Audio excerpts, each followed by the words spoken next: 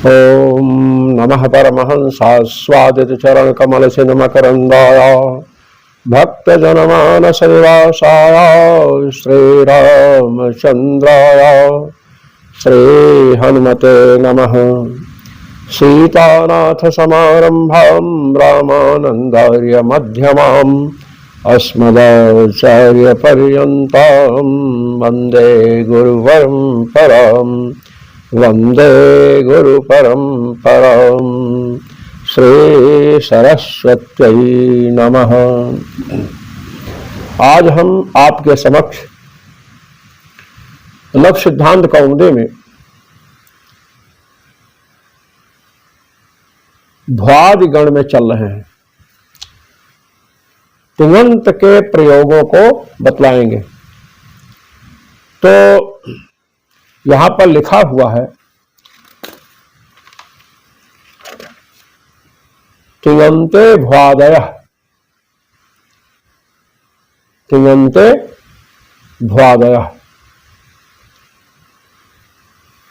वैसे यहां से जब हम आगे बढ़ते हैं, जैसे भ्वादि गण है, अनेक प्रकार के गण हैं, समझे कि नहीं। भ्वादि गण है, पहला गण क्या है? भ्वादि गण। दूसरा गण क्या है? अदादि गण। तीसरा गण जुहोत्यादि गण। चौथा गण दिवादि गण है और पांचवा स्वादि गण है। इसको हम आपके समक्ष लिख करके प्रस्तुत करते हैं।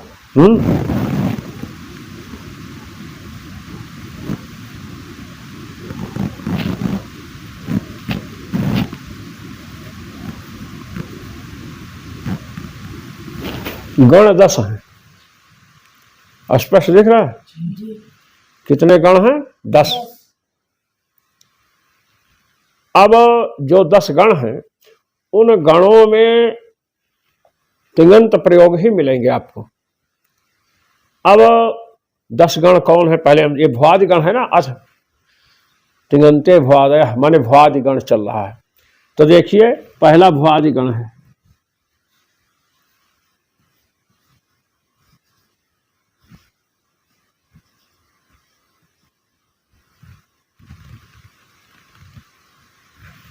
ये पहला भ्वादि गण है। दूसरा अदादि गण है। गण हमें पहले समझना चाहिए। अदादि गण, ये गण समझ लीजिए। तीसरा जब आप आएंगे, तीसरा जुहोत्यादि गण है, समझे कि नहीं। जुहोत्यादि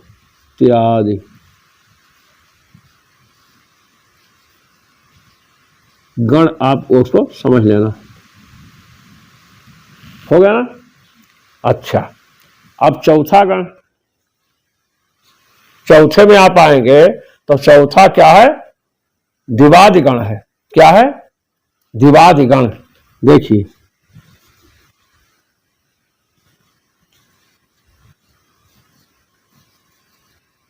दिवादि गण। अब यहां पर आपको ये ध्यान देना है, ये जो गण नाम पड़ा ना, भ्वादि गण, अदादि गण, समझे कि नहीं। तो नाम कैसे पड़ा? तो भ्वादि गण जो है, इस भ्वादि माने भूहो आदि में जिसके, तो भ्वादि गण में सबसे पहले धातु कौन आएगी? भू धातु। इसलिए इस गण को क्या कहते हैं? भ्वादि गण नाम रखा गया। भू आदि में है, इसलिए भ्वादि गण, समझे। इसके बाद अदादि गण है, तो इसमें अधभक्षणे धातु है, समझे कि नहीं। इसलिए इसे अदादि गण कहते हैं। अध आदि में है, बाद में अन्य धातु में आएंगी। जुहोत्यादि गण है, हु धातु है। क्या है? हु धातु। अब हु को जुहोती रूप बनता है, समझे कि नहीं। हमारे यहाँ एक नियम है, एक स्थिपौ धातु निर्देशे, धातु का उल्लेख करना होगा तो एक प्रत्यय कर दे, चाहे स्थिप प्रत्यय करें। अब स्थिप जब करेंगे तो ती ही बचेगा, समझे कि नहीं। और उसी से जुहोती बनेगा। तो जुहोत्यादि गण माने हु धातु आदि में है जिसके, समझे ना। अब ये दिवादि गण है। दिवादि गण जो है इसमें सबसे पहले कौन धातु है? दिव। दिव, क्रीड़ा, बिजगीषा, ये सब आएगा। 4 हो गया। अब 5वां आइए। 5वें में आएंगे तो है स्वादिगण।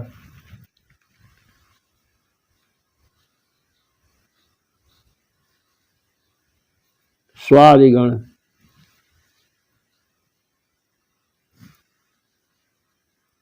स्वादिगण है, समझे ना? अब इधर आ जाओ। स्वादिगण हो गया। अब तुदादिगण है। क्या है? तुदादिगण। ये जैसे जैसे आएंगे। अब धातु है, सु धातु है। क्या धातु है? सु। ये एक मिनट बंद करिए उसको। स्वादिगण में सु आदि में है, समझे कि नहीं?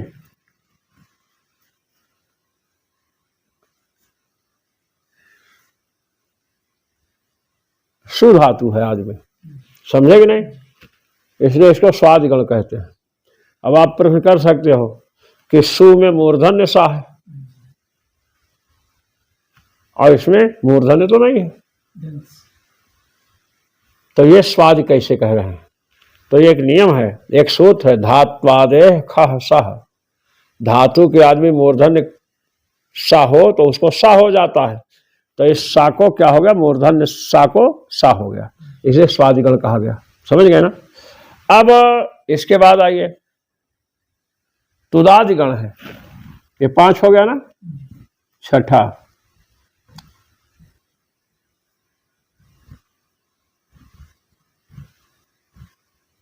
तुदादि गण। समझ लो, तुदादि गण है, ये देख लेना, आप समझ लेना। अब इसमें तुद धातु पहले है। तुदब व्यथने, व्यथन पीड़ा अर्थ में है, समझ गए? अब 7वीं धातु जो है, 7वां गण जो है, ये है रुधादिगण। क्या है? रुधादिगण।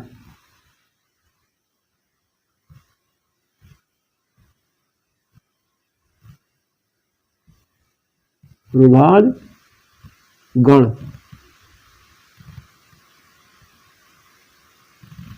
ये रुधादिगण है। अब इसमें रुधिर आवरणे, रुध धातु है। रुधिर आवरणे, रुध धातु है। यहां तुदादिगण में तुद धातु और इसमें रुध, समझ लो, है तो रुधिर आवरणे, लेकिन अपने को रुध धातु समझना चाहिए। अब इसके बाद तनादिगण है। क्या है? 8वां तनादिगण।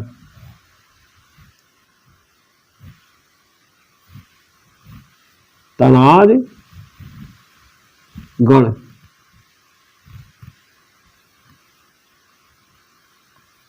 अब इसमें तन धातु है। क्या है? तन धातु है ये। और 9वां आइए, तो 9वें में क्रयादिगण। 9वां गण क्या है? क्रयादिगण। क्या है? क्रयादिगण। क्रयादि,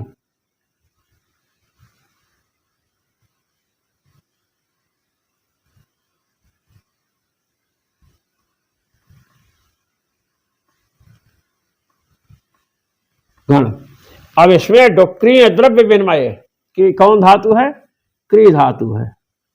ये देखिए, क्री धातु है। तो क्री धातु पहले आएगी, तो इसको कौन गण कहा? क्रयादिगण। समझे ना? अब इसके बाद 10वां को चुरादिगण कहते हैं। चुरादि गण। अब ये चुरादिगण है, इसमें चुर धातु है। कौन धातु है? चुर। ये चुर धातु है। अब ये जो हमें यह समझना चाहिए कि गण कितने हैं? 10। पहला गण क्या है? भ्वादिगण। भ्वादिगण इसको कहते हैं, इस गण का नाम भुआदि गण क्यों रखे? कोई प्रश्न करे तो आप कहेंगे इसमें भू धातु आदि में है, आरंभ में क्या है? भू धातु, इसलिए भुआदि गण कहे। अदादि गण दूसरा है, इसमें अद धातु पहले है, इसलिए अदादि गण नाम हुआ। अपने मन से नाम नहीं रखा है, जैसा निर्वचन आगे किया जाएगा वैसे रखे हैं। जुहोत्यादि गण, यहाँ हु धातु है, समझे कि नहीं? हु दाना दाने हो। और दिवादि गण में द्यू धातु है, कौन है? द्यू धातु। इसको आप लिख सकते हैं यहां पर समझने के लिए, भू धातु। यहां पर सबसे पहले क्या है? अद धातु। जुहोत्याज में हु धातु, दिवादि में द्यू धातु।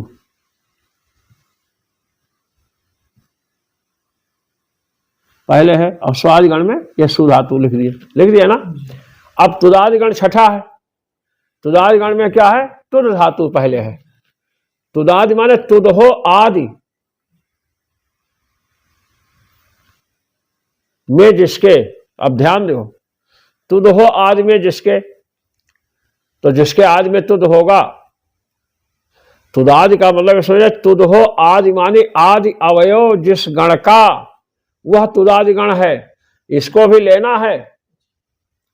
भुआदि, भू हो आदि, आदि अवयव जिस गण का, उसे भुआदि गण कहते हैं। अदादि, ये नहीं अद हो आदि में जिसके, ये नहीं। अद हो आदि माने आदि अवयव, प्रथम अवयव जिसका, जिस गण का, उसे अदादि गण कहेंगे। ऐसे रुधादि गण, रुधिर आवरण धातु है, तो रुध धातु आदि अवयव है उस गण में, सबसे पहले यही अवयव है। और तनादि गण में तन धातु है। क्रयादि गण का आरंभ हुआ है क्री धातु से, जो क्रिय द्रव्य विनिमय। और चुरादि गण का आरंभ हुआ है चुर धातु से, चुरस्ते, ये चोरी करना। इस प्रकार कितने हैं अपने पास गण? 10 गण हैं। कितने हैं? 10 गण हैं।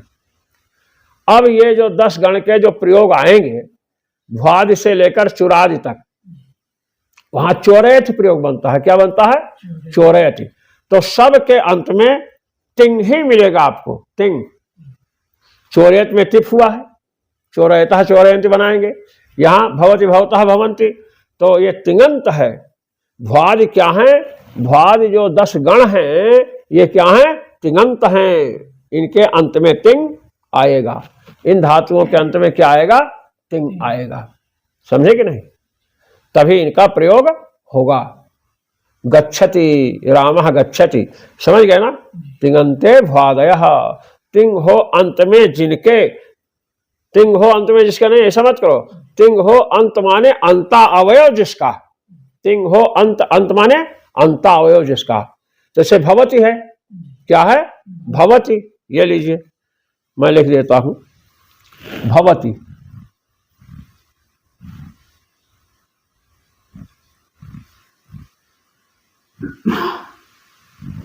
भवति है, तो भवत में तिंग है, तिंग प्रत्याहार है।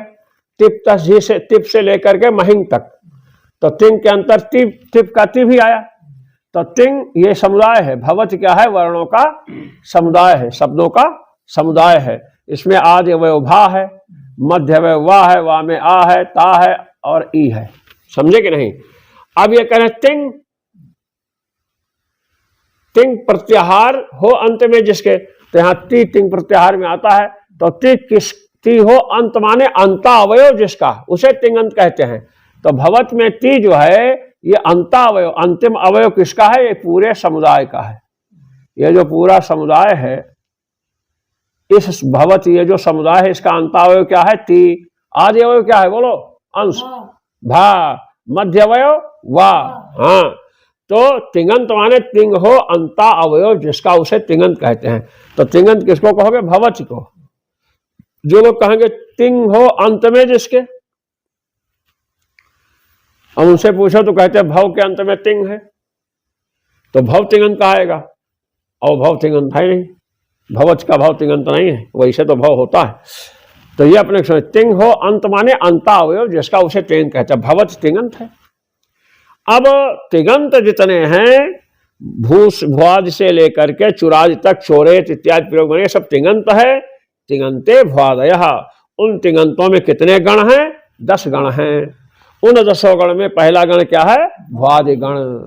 तो तिङंत में भ्वादि गण का हम निरूपण कर रहे हैं। समझ में आ गया ना कि कोई संदेह?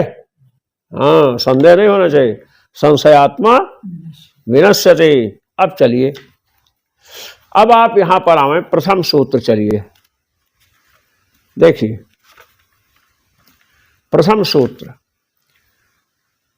तो अस तिङन्ते भ्वादयः का आप समझ गए ना? भ्वादय माने भ्वादि गणाः।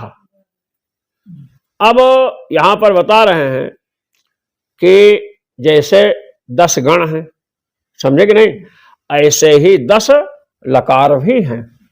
जैसे आपने तिङन्ते भ्वादयः में आपने क्या समझा कि तिंग हो अंत माने अंता अवयव जिसका, उसे क्या कहते हैं?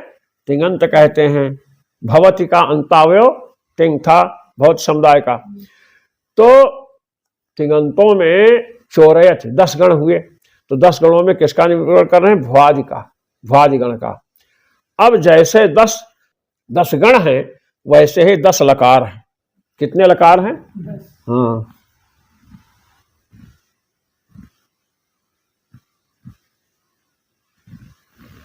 दिख रहा है ना? लकार 10 हैं। जूम कर लेना उसको। लकार कितने हैं? 10। समझे? अब 10 लकारों में आइए हम नंबर लिख देते हैं 1 2 3 4 5। अब एक पर हम आते हैं लट। लट दूसरा लगा लट लिट लुट। चलिए दूसरा लिट, लिट, समझे? लिट समझ है ना इसको? तीसरा लट लिट लुट, यह लुट है। ये नामकरण जो किया है ये बहुत वैज्ञानिक है। और चौथा लकार क्या है? लिट, लिट। और 5वां लकार क्या है? लेट।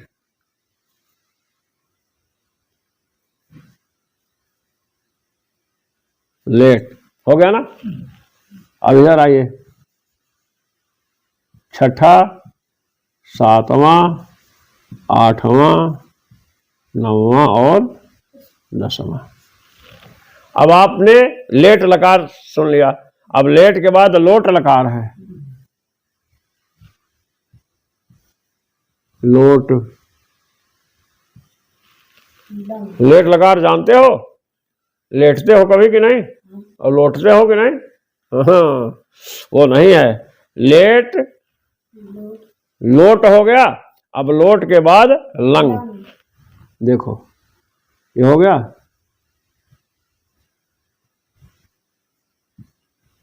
लंग लकार। लंग के बाद लिंग। लिंग है, लिंग मत समझ लेना, न्याय दर्शन में लिंग होता है। लिंग लकार। और लिंग के बाद क्या है? लुंग। लिंग के बाद लुंग है। और लुंग के बाद क्या है? लृंग। अब 10 हो गए। अब आप देखिए, एक यहां से लेकर के लोट तक सभी लकारों के अंत में क्या है? टा है। क्या है? टा है ना? टा ये। और टा की संज्ञा होगी। टा की संज्ञा किससे होगी? हलंत्यम। टा की संज्ञा होगी। तो 6 लकार क्या है? टित हैं। 6 लकार क्या है? टित हैं। 6 लकार टित। 6 तक क्या है? टित हैं। इनको हम टित बोलेंगे। टित लकार।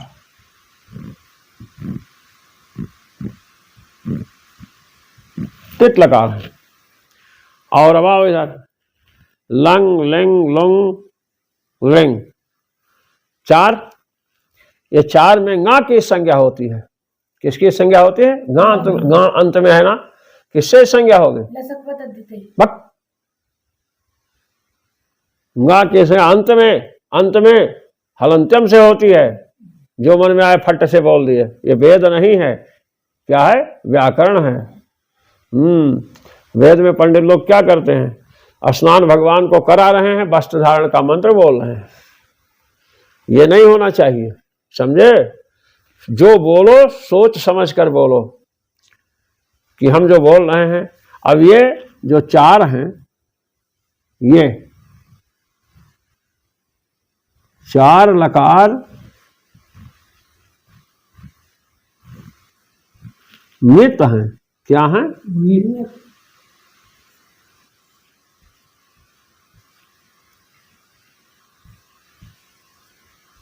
मित हैं, समझे? गा की संज्ञा सब में हलंतम से ही होगी। समझ में आ गया? ये बता रहे लट लिट लुट लिट लेट लोट लंग लेंग लुंग लिंग, ये 10 लकार हुए।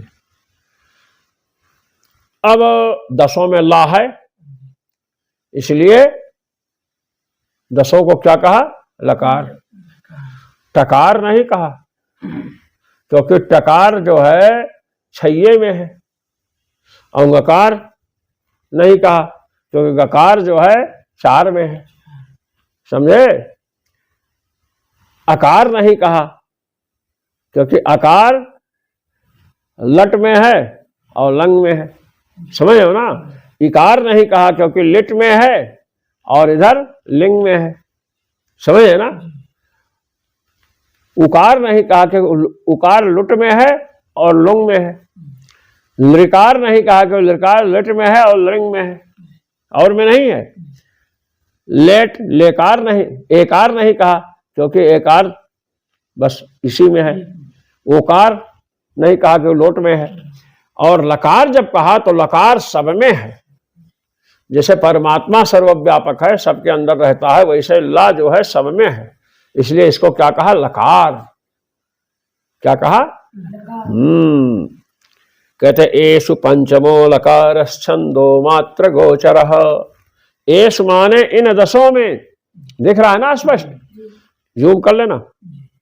इन 10 लकारों में जो पंचम लकार है कौन? लेट। कहते छंदो मात्र गोचरः। छंद कहते हैं वेद को, वेद मात्र में दिखाई पड़ता है। सिद्धांत कौमुदी में वैदिक प्रक्रिया है, सर्वैदिकी। जब वैदिकी प्रक्रिया में जाएंगे तो लेट लकार का दर्शन आपको होगा। समझे? अब आगे चलिए। इतना समझ में आ गया ना? आगे चलिए। कह रहे हैं सूत्र, लह कर्मणि चाभावे चाकर्म केभ्यः। लह कर्मणि चाभावे चाकर्म केभ्यः। करे लकाराः सकर्म केभ्यः कर्मणि कर्तरि च स्युः अकर्म केभ्यो भावे कर्तरि च। ये जो 10 लकार हैं, सुनो, ये जो 10 लकार है ना, लह कर्मणि चाभावे चाकर्म केभ्यः। लह कर्मणि च, लह कर्मणि चाभावे चाकर्म केभ्यः।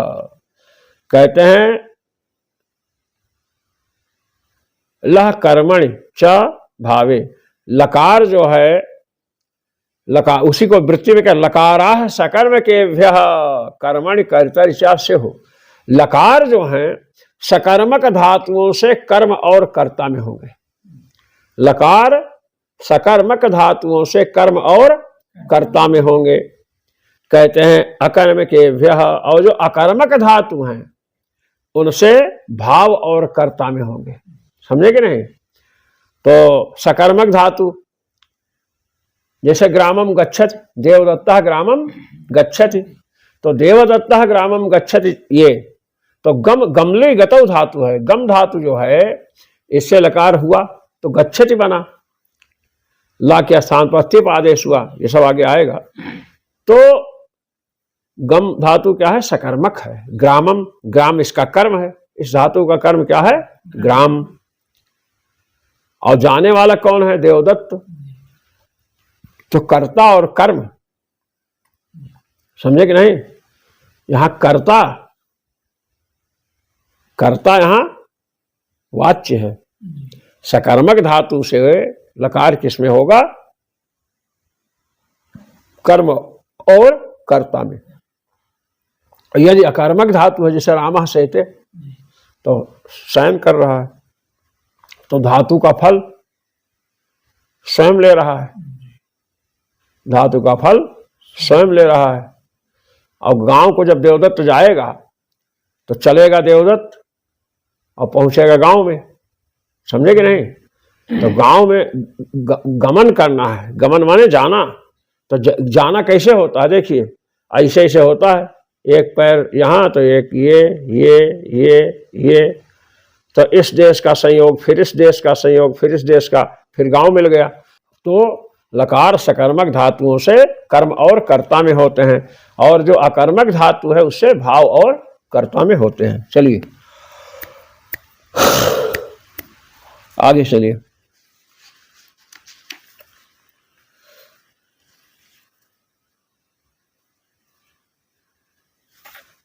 तो अब ये समझ लीजिए कि सकर्मक धातु और अकर्मक धातु, सकर्मक धातु में कर्म और कर्ता, और अकर्मक धातु में भाव और कर्ता, ये समझना चाहिए।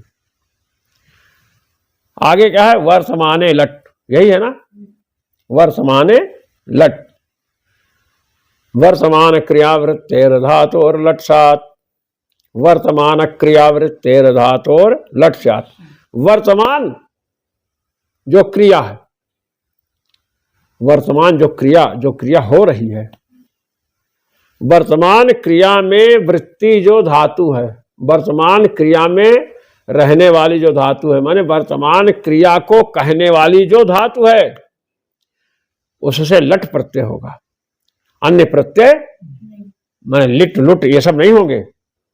वर्तमान का माने जैसे भोजन पका रहे हैं, भोजनम पचति, भोजन को पका रहे हैं, तो वर्तमान क्या है? भोजन के लिए चूल्हा, चूल्हे में लकड़ी रखा, अब पचत शुरू हो गया, और बटुरी रखा, उसमें पानी भरा, दाल बनाना है, चावल बना, उसको डाला, और वो पक रहा है, बुद आवाज आ रही है, और पक करके जब एकदम चावल बन करके तैयार हुआ और नीचे उतारा, समझे? तो जब तक बन रहा है तब तक क्या होगा? पचति। क्या होगा? भोजनम पचति, ओदनम पचति, चावल पका रहा है। तो वर्तमान काल की जो क्रिया है, चल रही है, इतनी बड़ी क्रिया है, उसको कहने, उसको जब धातु से कहना होगा तो हम किस लकार का प्रयोग करेंगे? लट लकार का, अन्य लकार का प्रयोग नहीं करें। वर्तमान क्रिया में वृत्ति जो धातु, तो धातु क्रिया में क्या वृत्ति रहेगी? धातु तो शब्द रूप है, ध्यान से सुनो। क्रिया जो है, क्रिया जो हाथ से करते हैं, बोल रहे हैं, देख रहे हैं, तो इसमें धातु कैसे रहेगी? वर्तमान क्रिया में वृत्ति धातु होना चाहिए। तो वर्तमान क्रिया में वृत्ति धातु होने, वर्तमान क्रिया को कहने वाली धातु। अब धातु को बैठाने हैं, मान लो कोई कहा कि धातु बैठा दीजिए महाराज वर्तमान क्रिया में, तो वर्तमान क्रिया में शब्द रूप है धातु, और क्रिया वाच्य है, और धातु वाचक है, समझे ना? पच धातु है, डुपचस पाके, तो अब पच धातु को बैठाना है क्रिया में, तो क्रिया वाच्य है और धातु वाचक है। वाच्य में कौन धर्म रहेगा? घट में कौन धर्म रहता है? घट में कोई पूछे कौन धर्म है तो क्या बताओगे? क्या बोलोगे? घटत्व। ब्राह्मण में कौन धर्म है? ब्राह्मणत्व। तो क्रिया जो है, क्रिया में धातु बैठाना है, तो पच धातु पकाने वाली जो क्रिया है वो वाच्य है पच धातु की, तो वाच्य में कौन धर्म रहेगा? वाच्यत्व। क्रिया में कौन धर्म रहेगा? वाच्यत्व। और वाचक कौन है? धातु, पच धातु। तो वाच्यत्व संबंध से बैठ जाएगी, धातु की वाच्यता उसमें है, वाच्यत्व संबंध ये। लेकिन अपने को यह समझना चाहिए कि वर्तमान क्रिया का बोध कराने वाली जो धातु है उससे लट लकार आवे, लट लकार आएगा तो ही वर्तमान क्रिया का बोध कराएगी, और ये लुट लकार ले आएंगे तो नहीं कराएगी, ये समझिए। वर्तमान क्रिया वृत्तेर धातु और लट स्यात्, कहते अटावितौ। क्या है? अटावितौ। अटौ है और इतौ है, अटौ है और इतौ है। क्या है? अटौ। कहते अटावितौ। क्या है? अटावितौ।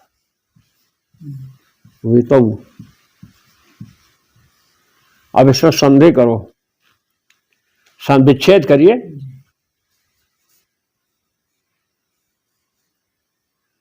अटौ धन इतौ, है ना? समझ गए ना? ये अटौ धन इतौ। अटौ में अंतिम अक्षर क्या है? औ। इतौ में पहला अक्षर क्या है? ई। अब इच है। अब आपने एचो आवाज सूत्र पढ़ा है। एचों को क्रम से अय औ आय आओ ये आदेश होते हैं। कब? जब अश पर में हो। तो अश पर में है कि नहीं? ई अश पर में है। तो औ को कौन आदेश होगा? आओ। क्या होगा? आओ। तो औ को आओ कर दो। आ लिखो, टा लिखो। अब टा से आ निकाल, औ अलग हो गया तो औ को आओ आदेश हो गया। आओ धन इतौ है। ये अब टा आ से मिल जाएगा तो क्या हो जाएगा? अटा। अब वाह इसे मिल जाएगा, ये बन जाएगा। बन जाएगा ना? ये ऐसा काम किया। लट में कह रहे हैं कि जो लट लकार है, अटा वितौ। अटा वितौ माने लट में टा भी है, टा की हलंत्यम से संज्ञा होगी। और आ की उपदेश है जो नासिक से, उपदेश में नासिक अच की संज्ञा होती है। तो आ और टा क्या है? इत संज्ञक है। वही बता रहे अटा वितौ। अटौ इतौ माने आ और टा क्या है? इतौ माने इत संज्ञक। ये इत संज्ञक है। समझ गए ना? अब इत संज्ञक, इस संज्ञा होने पर क्या होता है? लोप होता है। तस्य लोप। आ और टा का लोप हो जाएगा। समझे ना? अब बचा क्या? ला। क्या बचा? ला। आ और टा चला गया, बचा ला। अब ला का भी लोप प्राप्त होगा। लसक क्व तद्धिते। क्या सूत्र है? लसक क्व तद्धिते।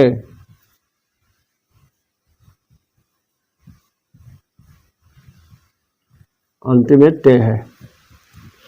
कहता है प्रत्यय के आरंभ में, प्रत्यय के आदि में ला सा और ला हो या सा हो अथवा कवर्ग हो तो उसकी संज्ञा होती है। प्रत्ययाद्या लस कवर्गा इतः स्युः। प्रत्यय के आदि में, प्रत्यय क्या है? लट। उसके आदि में क्या है? ला। तो लसक व तद्धिते सूत्र से ला की इस संज्ञा होगी। क्या होगी? इत संज्ञा।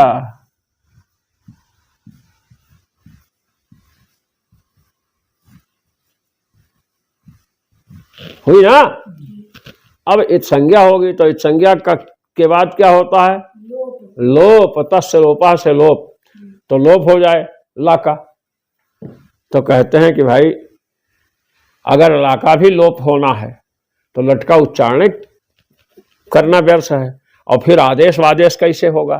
तो वही कह रहे हैं उच्चारण सामर्थ्यात् लस्य नेत्वम। उच्चारण सामर्थ्य, भगवान पाणिनि ने उच्चारण किया है। समझे? वर्तमाने लट, तो लट का उच्चारण किया है। अगर लोप इसका भी आ और टा के समान इसकी भी संज्ञा करके लोप करना है तो उच्चारण व्यर्थ है। घर बना नष्ट कर देना हो तो क्यों ऐसा कोई करेगा? इसलिए उच्चारण सामर्थ्यात् लस्य नेत्वम। उच्चारण सामर्थ्य से, उच्चारण भगवान पाणिनि का व्यर्थ ना हो जाए इसलिए ला की संज्ञा नहीं होगी। लस्य नेत्वम, उच्चारण सामर्थ्य से ला की संज्ञा नहीं होगी। अब कह रहे हैं कि भुआदिगण आप पढ़ा रहे हो, भुआदिगण बताओ भू धातु तो आई ही नहीं। जिसके नाम से गण पड़ा वो धातु ही नहीं दिखाई पड़ी। कहे दिखाई पड़ेगी, धैर्य धारण करो। धैर्यम धारे, धैर्य को धारण कीजिए। आ रहे भू सत्तायाम। क्या है? भू सत्तायाम, ये धातु देखिए,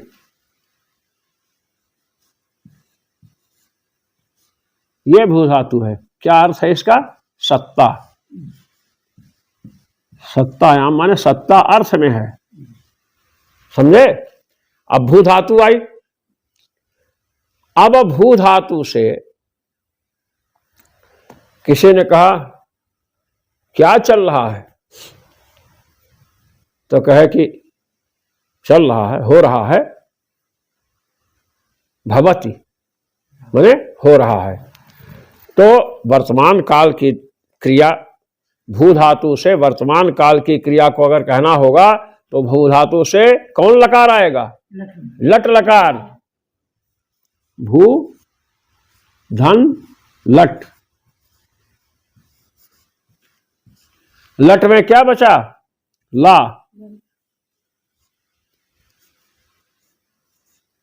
भूधन ला, ये हो गया ना? भूला इति स्थिते। ओम पूर्णमदः पूर्णमिदं पूर्णात् पूर्णमुदच्यते पूर्णस्य पूर्णमादाय पूर्णमेवावशिष्यते। ओम शांति शांति शांति। श्रीराम।